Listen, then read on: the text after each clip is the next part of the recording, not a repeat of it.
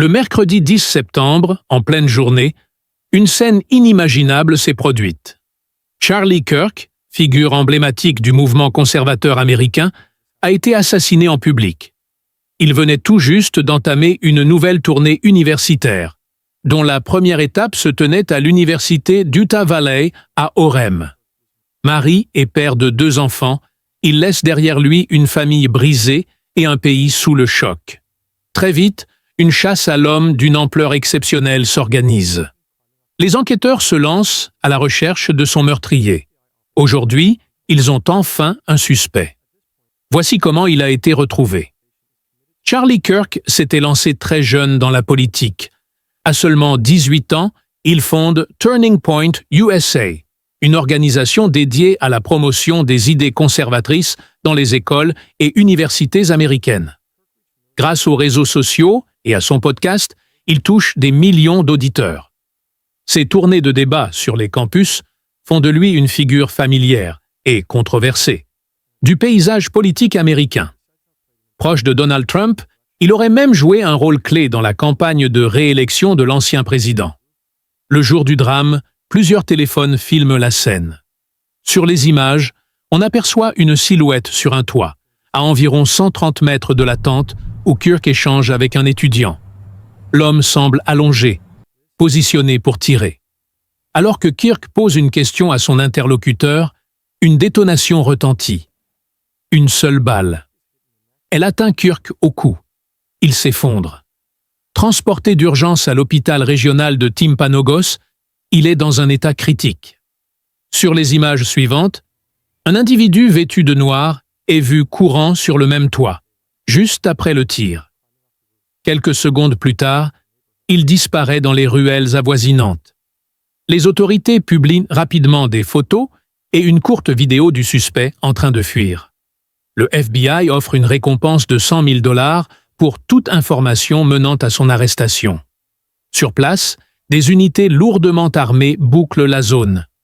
Dans un bois non loin, les enquêteurs découvrent une carabine à verrou de gros calibre abandonnée sous des feuillages. Pendant 24 heures, aucune piste concrète. La tension monte. 2 hommes sont interpellés, puis relâchés. Et soudain, un rebondissement. Un certain Tyler Robinson devient le principal suspect. Selon les autorités, il aurait confié à un membre de sa famille être l'auteur du tir. Ce proche, son propre père, un ancien policier, alerte un ami qui à son tour contacte les forces de l'ordre. Jeudi soir, à plus de 400 km de la scène du crime, Robinson se rend de lui-même au poste de police de Saint-Georges.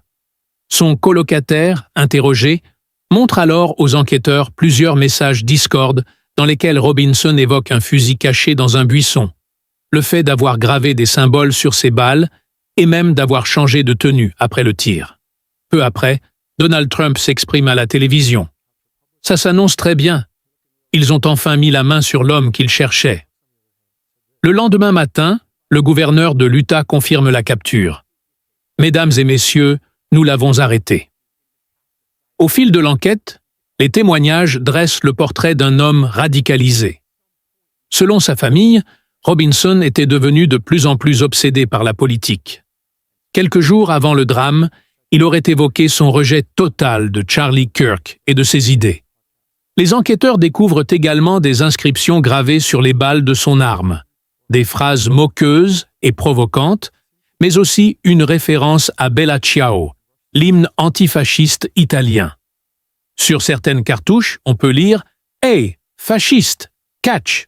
ou encore « If you read this, you are gay ». LMAO, des messages cyniques hérités de la culture Internet. Dans un climat politique déjà explosif, cette affaire provoque une onde de choc national.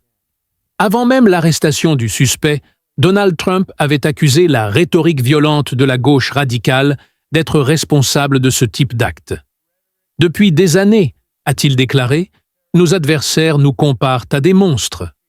Cette haine doit cesser immédiatement. Mais le gouverneur Cox a tenu un discours différent.